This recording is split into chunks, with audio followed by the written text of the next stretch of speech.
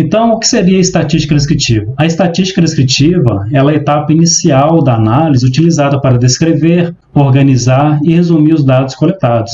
Então, imagine, por exemplo, você coletou vários dados, né, na sua pesquisa, seja ela no campo ou no laboratório, e a primeira pergunta que você deve fazer é o que fazer com estes dados? Na verdade, você já deve saber o que fazer sobre esses dados já na elaboração do projeto de pesquisa. O aluno, o pesquisador, ele passa meses coletando dados, mas quando ele deve iniciar a análise estatística, ele fica um pouco perdido, né? Então, o que eu gostaria de falar para vocês é, toda vez que tiver essa angústia, né, que tipo de análise estatística eu devo fazer, lembre-se da estatística descritiva. Então, ela é o primeiro passo que vocês devem realizar ao analisar os dados coletados dos experimentos.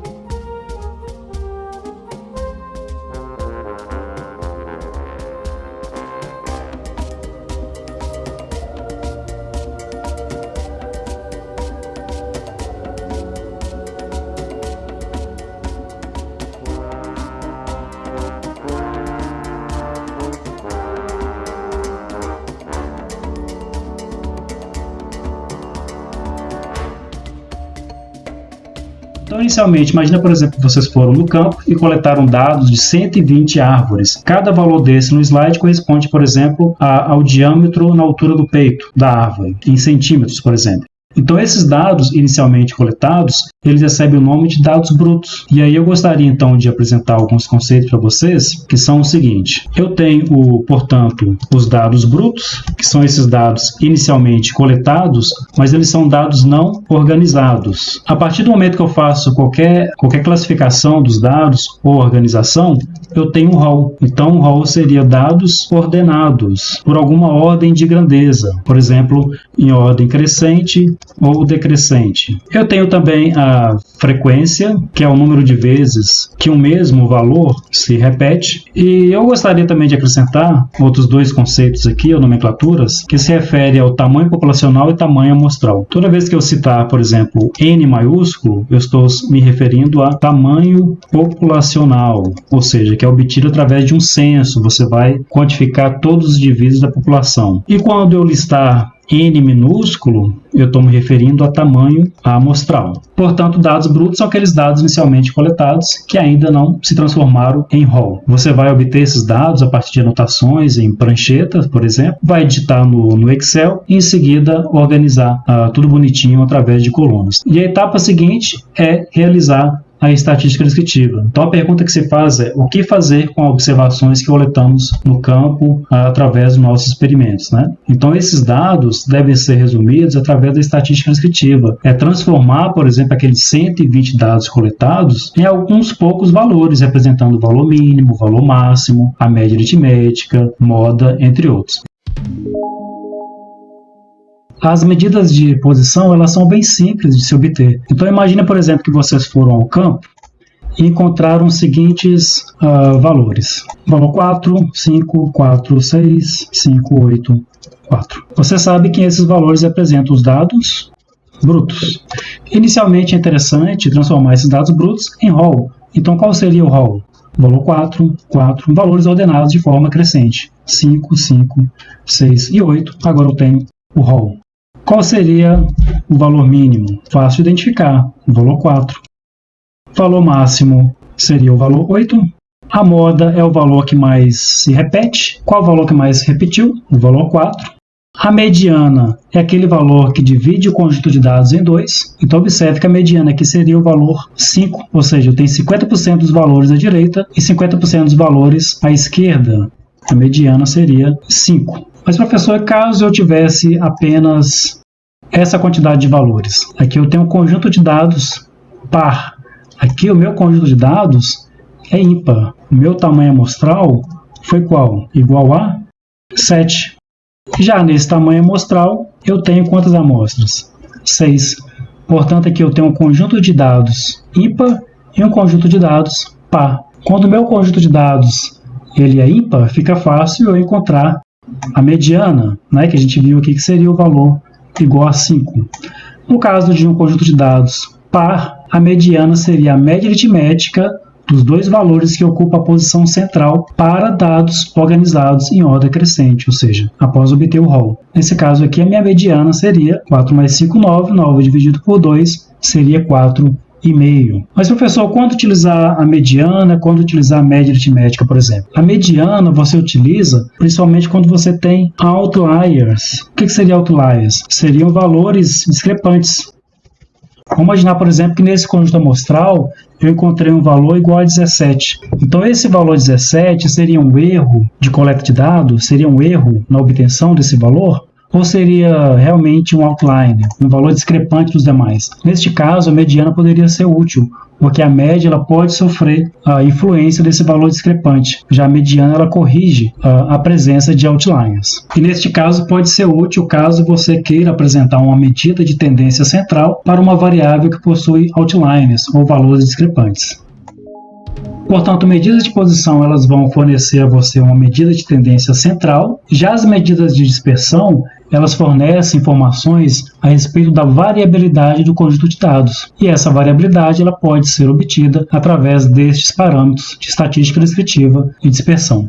Aqui neste slide eu apresento 3 conjuntos de dados, o grupo 1, grupo 2 e grupo 3. Considere que cada grupo desses seja uma árvore, e nessa árvore você obteve 5 frutos, em cada fruto você mensurou a quantidade de sementes. Por exemplo, na árvore 1, no grupo 1, no primeiro fruto você encontrou 3 sementes, no segundo fruto 4 sementes, no terceiro 5 e assim por diante. E aí eu faço uma pergunta logo acima no slide que é: qual grupo é mais variável? E qual parâmetro utilizar para mensurar essa variabilidade? Então eu comentei para vocês no slide anterior que as medidas de posição elas fornecem informações a respeito de tendência de ocorrência dos dados, uma medida de tendência central, por exemplo, a média e a mediana. Já as medidas de dispersão, elas sim fornecem informações sobre a variabilidade. Então se a minha pergunta é qual grupo é mais variável, eu vou utilizar a média, vou utilizar a mediana e a moda? Não, porque esses parâmetros representam medidas de posição. A amplitude poderia ser utilizada? Sim. E o que seria a amplitude? A amplitude é simplesmente a subtração do maior valor pelo menor valor. Então, por exemplo, aqui no primeiro grupo, qual o maior valor? 7. O menor valor, 3. Então, 7 menos 3, a amplitude do primeiro grupo é igual a 4. Já para o segundo grupo, a gente observa que tem o valor 9 como sendo o maior valor. Observe que todos os valores estão ordenados, ou seja, em rol. 9 menos 1, 8. A amplitude do segundo grupo é igual a 8.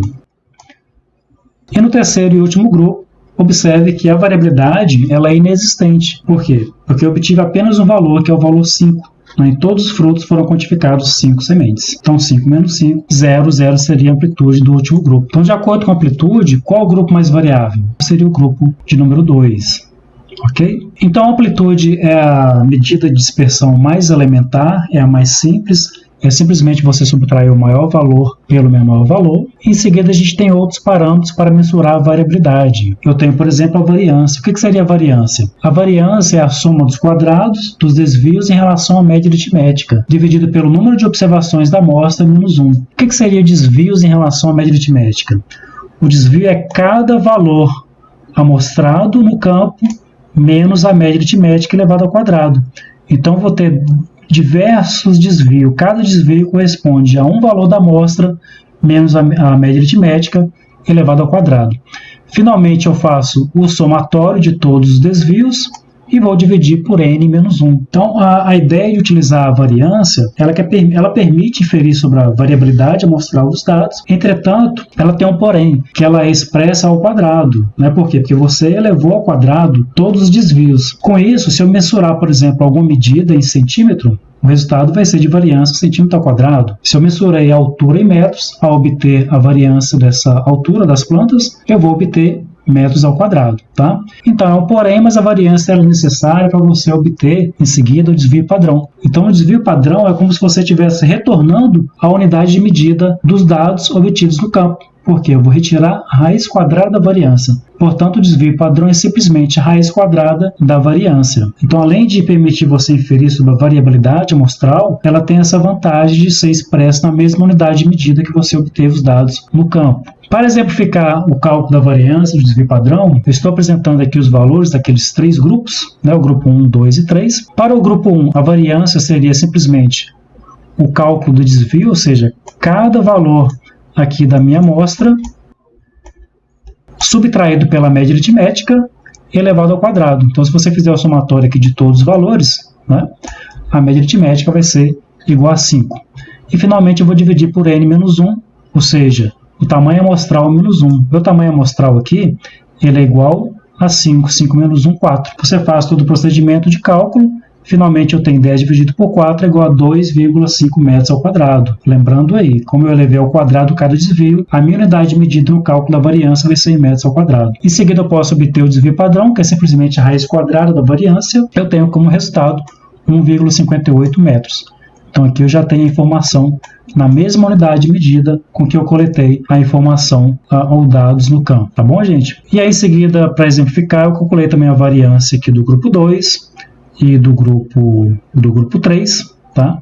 Obtendo os valores de variância e os valores de desvio padrão. E a próxima medida de dispersão é o erro padrão da média, ou seja, é a razão entre o desvio padrão e a raiz quadrada do tamanho da amostra.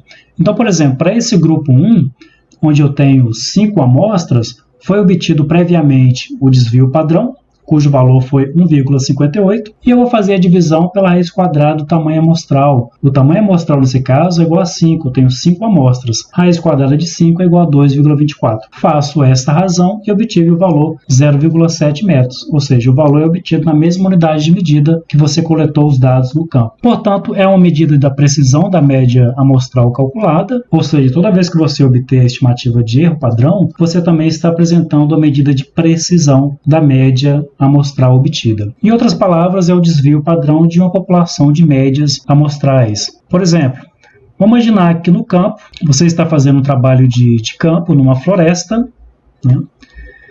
E aí você tem a opção de realizar um censo, ou seja, quantificar todos os indivíduos da população. Vamos imaginar que você gostaria de fazer um inventário florestal, ou você pode também obter amostras. Na prática, a gente trabalha com tamanho amostral ao invés de realizar censo em mata nativa, né? Imagina, por exemplo, você obter o inventário florestal a partir de 1.000, 2.000 indivíduos, né? Normalmente, a gente trabalha com amostras. Para você obter essas amostras, você pode alocar, por exemplo, parcelas no local de estudo, né?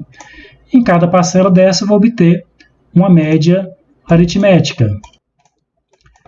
Então, será que essa média aritmética ela é próxima ou distante da média aritmética da população? Então, o que eu quero dizer para vocês é que para obter um baixo erro padrão ou para melhorar a precisão da sua amostra, você deve alocar várias parcelas, ou seja, aumentar o número de unidades experimentais. Quanto maior o número de unidades amostrais, maior você aproxima da média da população, que é uma média desconhecida, tá? Então, o erro padrão é isso, é o quanto as suas médias obtidas a partir da amostragem se distancia da média da população.